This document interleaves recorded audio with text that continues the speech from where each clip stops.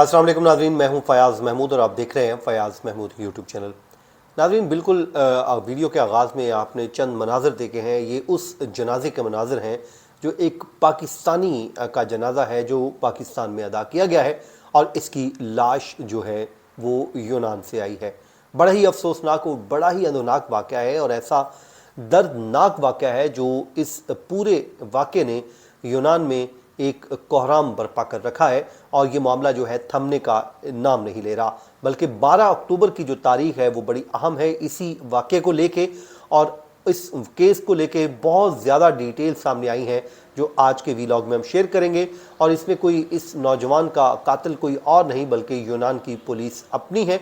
जो बैरून मुल्क पाकिस्तानी रहते हैं, मैं उनसे इतनी रिक्वेस्ट ज़रूर करूँगा कि वहाँ पर बहुत एहतियात कीजिए, क्योंकि कौन दरिंदा किस वक्त आपको निगल ले आपको कुछ मालूम नहीं होता। तो आज के व्लॉग में जी डिटेल आपके सामने रखते हैं और तफसीलात बताते हैं कि ये वाक़या कैसे रूनुमा हुआ।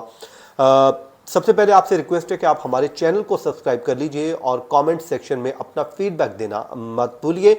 और हमारी कोशिश होती है कि आपके सवालों जवाब के भी हम सवालात के भी जवाबात देते हैं और आप हमें इंस्टाग्राम पर भी फॉलो कर लेते हैं।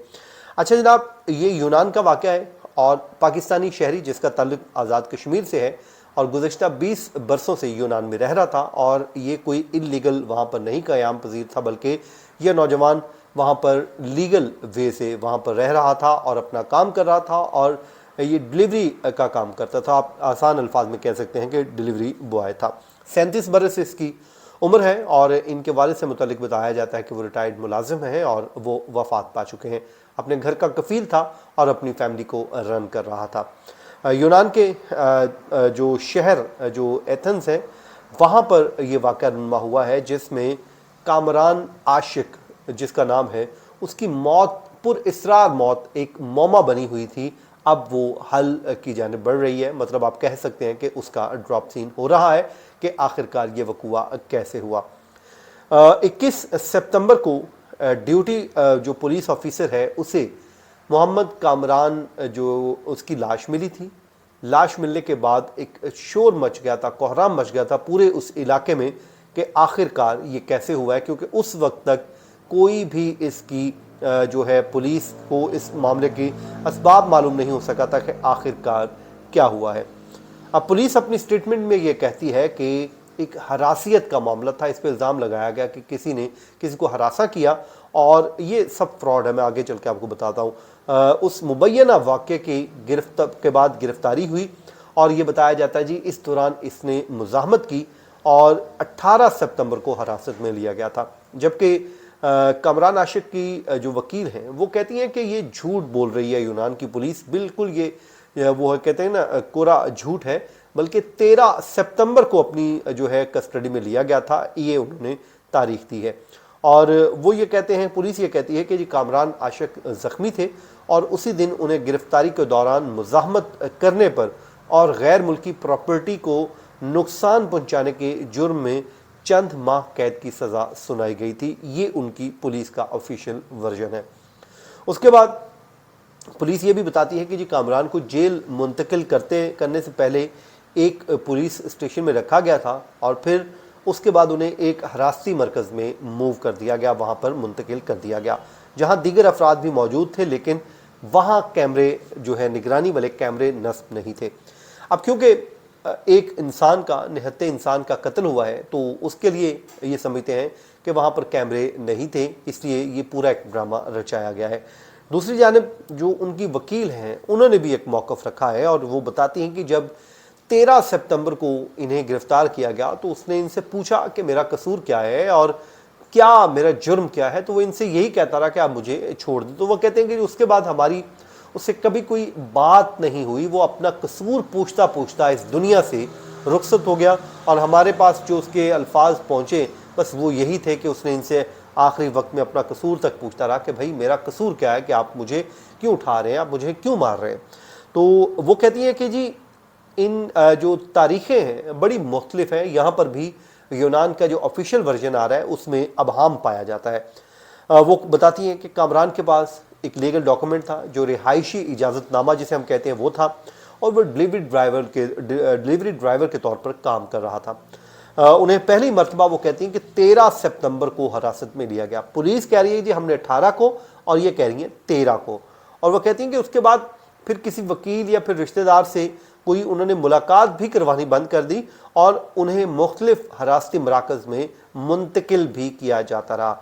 वो कहती हैं कि उनकी ज़ख्मी हालत में मौत हुई है और इस दौरान जब वो कैद थे, ये उनकी कस्टडी में थे, उसकी हिफाजत को यकीनी बनाना वहाँ की पुलिस की रिस्पॉन्सिबिलिटी थी, लेकिन वो कहती हैं कि पुलिस यहाँ पर मुकम्मल तौर पर नाकाम हुई है।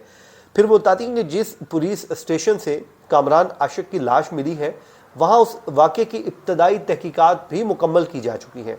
अब शहरियों के तहफ़्फ़ुज़ से मुतालिक वो वज़ारत ने कहा है कि इस वाक़े मुलव्वस पुलिस ऑफिसर्स के इक़दामात की हम तहकीकात कर रहे हैं और उसमें करेंगे कि क्या। अब मामला ये नहीं है, मामला है लिसानी बुनियादों का, और जो चीज़ें अभी तक की सामने आई हैं वो सामने ये आई हैं कि उसमें जो तहकीकात हुई हैं उसमें बताया गया है कि उन्होंने अपनी तरफ से तो जो सज़ा दी है वो हरासियत पर, फिर मज़ाहमत करने पर, गैर मुल्की इमलाक को नुकसान पहुँचाने पर, लेकिन दूसरी तरफ पुलिस एक और इल्ज़ाम भी आयद करती है। वो कहती है कि जी हमने इस शख्स को दीगर कैदियों के साथ झगड़े के सबब दूसरी जेल मुंतकिल किया। ये वही घिसी पीटी बातें हैं कि जी इसने ये किया था तो उसने वो किया था। फिर वो कहते हैं कि झगड़ा जहाँ पर हुआ वहाँ पे कैमरे ही नहीं नस्ब हुए, मतलब एक और ये कहानी जो है वो घड़ी जा रही है। और वो उनकी जो वकील हैं वो इस पूरे मामले की जो है वो नफ़ी करती हैं, और शहरी तहफ़्फ़ुज़ की वजारत जो है वो कहती है कि यूनानी मोतसब इस वाक़े मुलव्वस पुलिस अफसरान की कार्रवाइयों की तहकीकात करे, क्योंकि ये मामला इतना आसान और सादा नहीं है जितना आप समझा जा रहा है। और यूनानी सिविलियन तंजीम और इंसानी हकूक़ की तंजीम जो कहती है कि कामरान आशिक 20 साल से ज़ायद अरसे से यूनान में रिहाइश पजीर था, जिसके बाद मुलाजमत और रिहाइशी इजाज़तनामा भी मौजूद था, और वो 21 सितंबर को ज़ख्मों की ताब ना लाते हुए मौत की नींद सो गया। और उसके अलावा उन्हें 5 मुख्तलिफ थानों में इस दौरान मुंतकिल किया गया, ये भी तंजीम ने बताया है। और वो कहती हैं कि उन्हें अपने अहले खाना और वकीलों से भी रब्ता करने की इजाज़त नहीं दी गई। वो ये बताते हैं कि यूनानी हुक्काम और पुलिस वाक़े की पर्दापोशी की कोशिश कर रही है, और उन्होंने ये भी कहा कि वो जो है तवील अरसे से रिहाइश के बावजूद जो है गैर यूनानी के तौर पर ये उन पे वो कह रहे हैं कि जो ऐसा कुछ भी नहीं है, ये सिर्फ ड्रामा किया जा रहा है उनके ख़िलाफ़। और उसके अलावा ये बताते हैं कि जो तारकीन वतन को बदनाम करने और उन्हें पुलिस अफसर का निशाना बनाने की नस्ल परस्ताना पॉलिसी पर अमल पैरा है। ये उन्होंने कहा कि जी ये नस्ल परस्ताना जो है वो पॉलिसी पर अमल किया गया, इसके अलावा दूसरी कुछ भी नहीं है।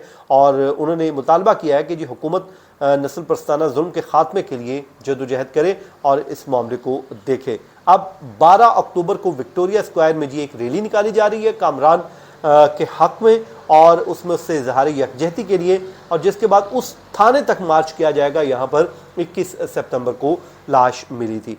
अब जो है उन्होंने ये भी डिलीवरी वर्कर्स और यूनियंस भी सामने आई है, और उन्होंने कहा कि हमें इंसाफ दिया जाए, और तारकीन वतन के ख़िलाफ़ पुलिस के जुल्म के ख़ात्मे का मुतालबा किया है। और उन्होंने कहा कि हम इस हवाले से हड़तालें भी करेंगे जो हमारे दोस्त के साथ, हमारे साथी के साथ जुल्म हुआ है।